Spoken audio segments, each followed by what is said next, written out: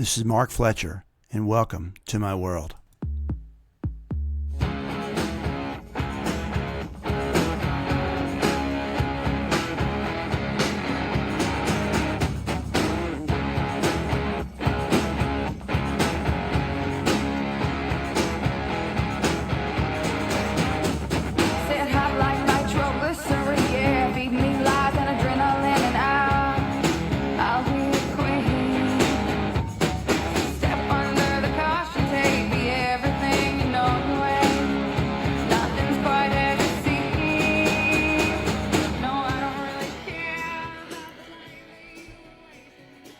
Welcome to Southern Tales, Tall and Otherwise, Season 2, Episode 8, Uncle Gary, the Pot King.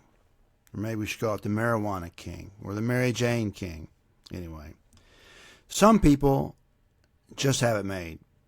Some make it because they are so smart. Some make it because they're born with a silver spoon. Some make it by hard work. Some make it by accident. And some make it in spite of themselves, while others just seem to be so lucky until they're not. And that's where we're off to tonight. And while there might be some disputes about the actual facts, this is the way I remember it. And in my opinion, every goddamn word is true.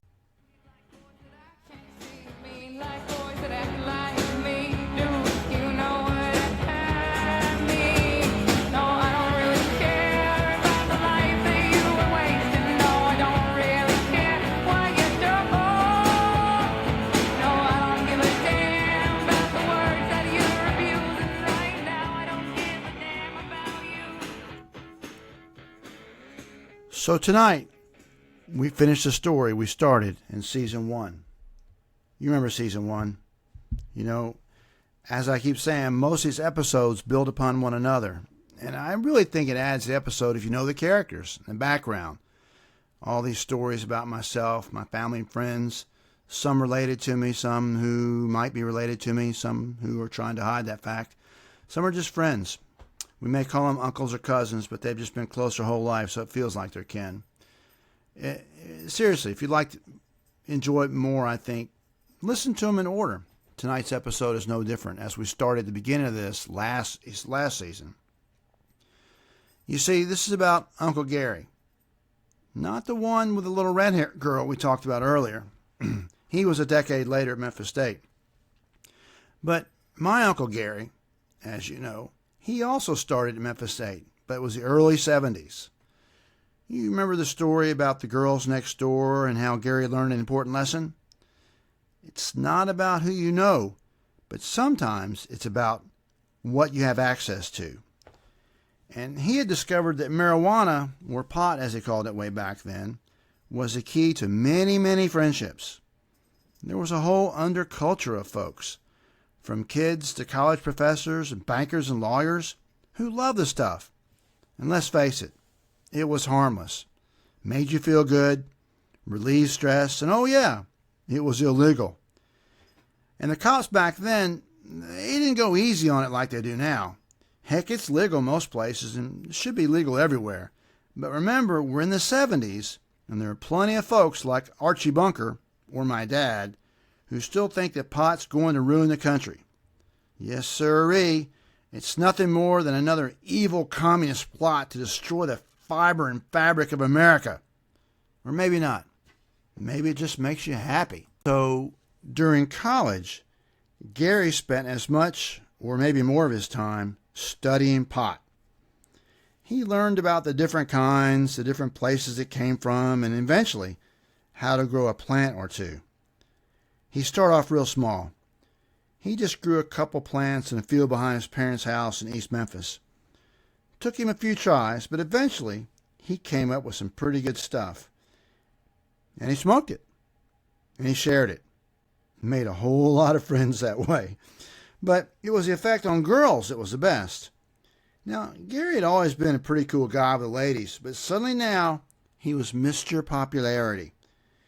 It only increased his desire to find a way to continue that lifestyle. So he grew a few more. and a few more. And then one day, a dude who he knew said, "Hey, could I buy some of that?" Now Gary, who was high and was usually high, he said no. And then the guy offered him $200 for a small amount. Now, $200 in 1972 or 3 or 4 or whatever, it's a bunch. This got Gary's attention. Now, he'd been out job hunting and hadn't really turned up anything that he wanted to do, because the truth is, pot was his gateway drug to sweatpants and Cheetos. But they still hadn't discovered that for sure in the 70s, and Gary just wasn't motivated to really work a hard job on an assembly line or in a factory or something. So suddenly, he wondered to himself if he could just grow pot. Maybe sell pot. Still keep smoking pot himself. I mean, after all, most folks he was giving it to loved it so much that they just might pay. So Gary sold some. And he planted some more. Soon he was making much more than gas money, and it was easy. Gary had a green thumb, and he really enjoyed the agricultural process. Wasn't long before he'd moved into an apartment, and of course he had installed growing lights in the extra room. Now he was growing year-round and doing well. But what to tell folks how he got money? He needed something legitimate, right?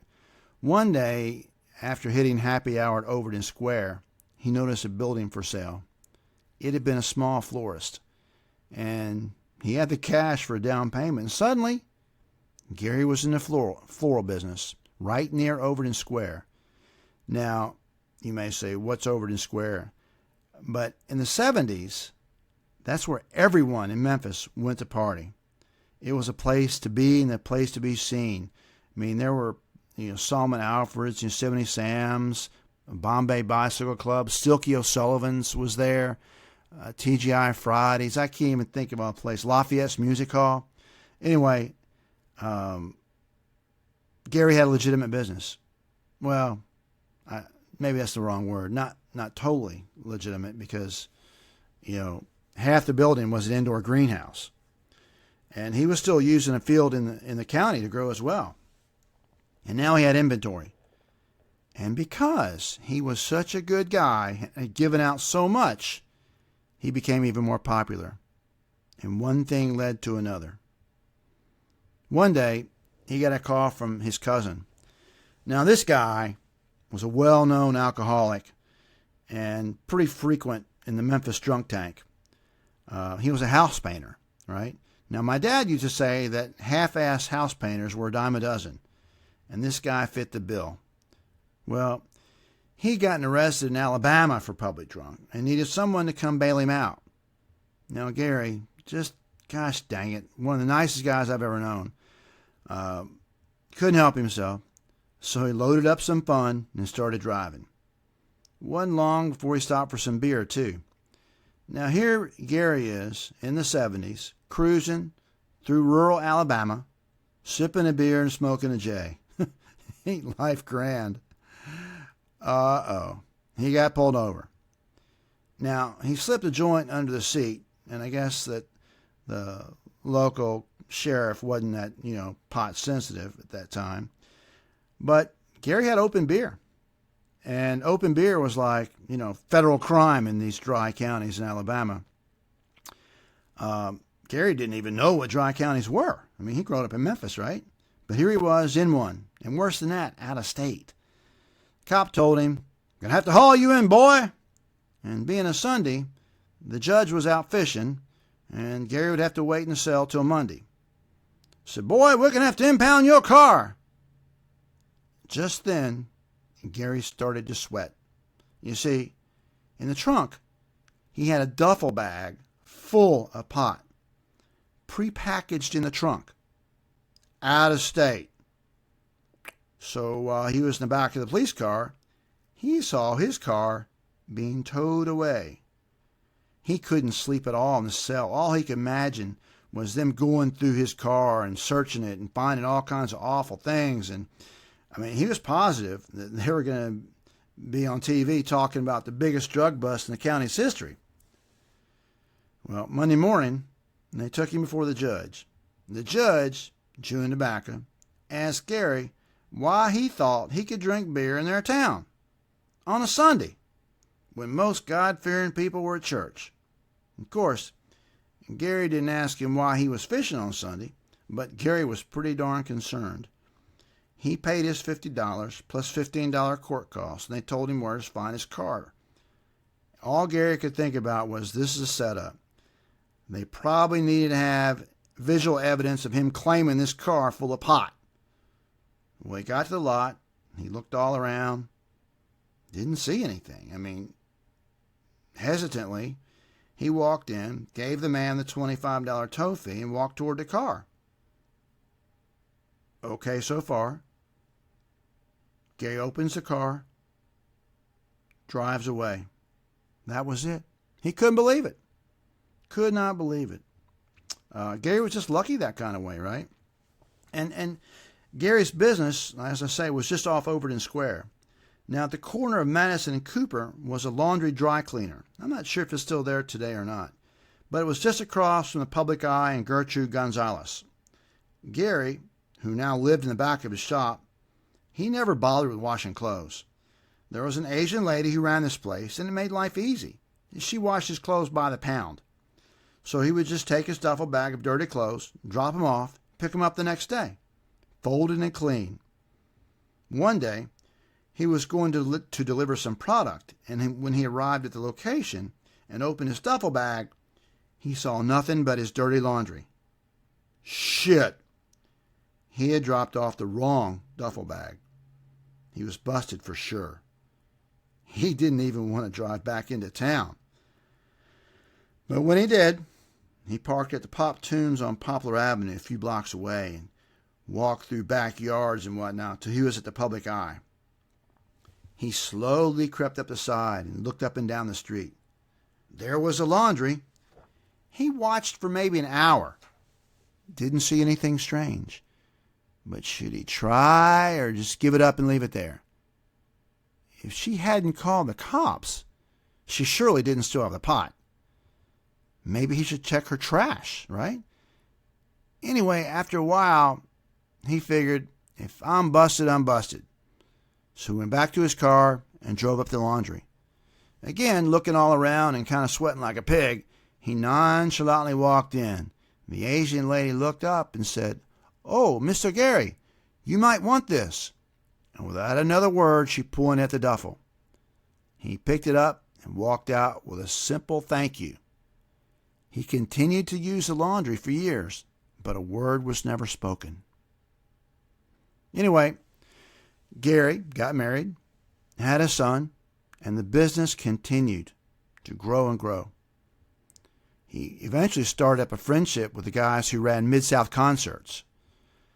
He became the supplier for bands who came to town. Then in late 1975, I think it was like November the 25th or something, the Beach Boys were scheduled to play Mid-South Coliseum. Now, we have a special two-part episode dedicated to the Beach Boys and another incident scheduled for a later show, so stay tuned. But anyway, Gary had plenty of pot on hand, but the Beach Boys brought their own dealer with them. He was an Hispanic guy named Rico. Rico and Gary had a good time backstage, and Rico asked Gary if he'd like to expand into some other drugs, like coke. At first, Gary said, not really. But then Rico passed on some numbers to him. Wow. Gary could literally become a millionaire. Pretty damn easy. You see, he already had a distribution network. Rico had some other requirements, but it all seemed to be pretty workable. So the business grew and grew and grew. Gary was living well. He had a family, a legitimate business, at least on the outside, and life was good. He eventually needed a partner, and this partner took control of the rural West Tennessee business, including Jackson and Dyersburg. Rico had needed a remote landing spot, out in the sticks, and they had found a field in Obion County, northwest Tennessee. Things continued to go good. Gary met a ton of rock stars, and as he moved up in the world, so did his family. Now, they lived in a brand new home in East Memphis. They had a pool, nice stuff, really taking life easy. One morning, Gary and his 12-year-old son, Bobby, this is in the early 80s, by the way, had stopped at the local Steak and Egg for breakfast and coffee. Gary started many of his days like this. He knew the folks there and the food was good. He would usually order like the Paul Bunyan special for $3.99. Anyway, they were reading the commercial appeal. Gary took the Metro section while Bobby had the front page. Suddenly, Bobby blurted out, "Dad, Uncle Jesse's picture's on the front page." Startled, Gary grabbed the paper. There, in big bold headlines, "Huge drug bust in Obion County." Now, Gary had asked his best friend to help him, him and his partner out occasionally, and now he had his picture in the paper. Gary read on. It discussed a drug bust at a rural landing site. A plane full of cargo had been captured, as well as 4 men, Jesse being one of them. But oddly enough, Gary's partner's name was not in the article. Nowhere to be found. This worried Gary even more. After dropping his son off at home, Gary raced to Tipton County, west of Covington, Tennessee, right on the Mississippi River, where they had a safe house. This is where they packaged and stored and had a hidden safe full of cash that needed to be laundered. Gary's heart raced as he drove. Ben should have been with Jesse. How could have he gotten away, and why had he not called Gary? A million questions with no answers. When Gary got to the house, there were no cars. This might be a good sign, or it might not be. Gary entered the house. It had not been raided or searched. Everything was in order. He went to the safe, put in the combination, opened it up. It was empty. Completely empty. Now, maybe there was an explanation. He had to drive nearly all the way back to Covington to find a payphone. He called Ben. No answer. He called Ben's girlfriend. No answer. He called his house. Bobby answered. Has anyone called? Anyone stopped by asking questions? Anything? Nothing. This probably meant that Gary was in the clear. A sigh of relief. But what was in the safe? Probably just over $1 million cash. In the early 80s, that was a lot of money. Hell, it still is. And it was gone. But there is no way that Ben would be doing anything other than just protecting the money, right? I mean, of course. They were partners. Days went by. Weeks, months. Gary never heard a word. Then he got a tip that Ben had been seen in Oregon. Gary flew out, rented a car. He found nothing. Now, Gary's friend Jesse didn't squeal on Gary. He served 3 years and was released. Gary had reduced his business back to just a shop, and his lifestyle changed. In a year or two, he'd have to get a real job. He never, to this day, ever heard a word from Ben. He simply vanished with $1 million.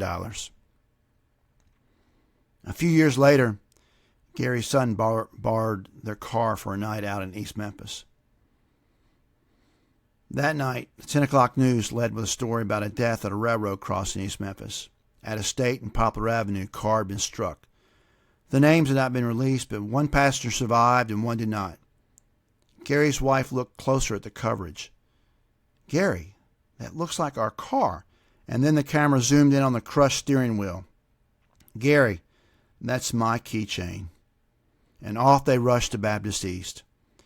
In the emergency room, they saw their son's best friend being attended to. The reality set in. Gary went home, but Jill stayed at the hospital. She stayed with the kid and his parents throughout his stay. He'd been out of the hospital for a few weeks when Gary realized something was wrong. Jill continued to spend a lot of time with his kid. At first, Gary just thought it was to try to be closer to the spirit of Bobby, but soon it became apparent that she'd formed a physical bond with his kid. Gary got a divorce. She actually married the kid when he graduated high school. Crazy, right? Gary moved on. Gary got a job. He remarried. Wound up doing real well. Became a part owner of a large construction company. He's retired now, and I speak to him every now and again. He lives up in Arkansas. We were reminiscing recently. He told me that when he was looking for retirement homes, one came up with a landing strip beside it. He said he just had to buy that one, for old time's sake, and in case Ben wanted to fly in with the money one day.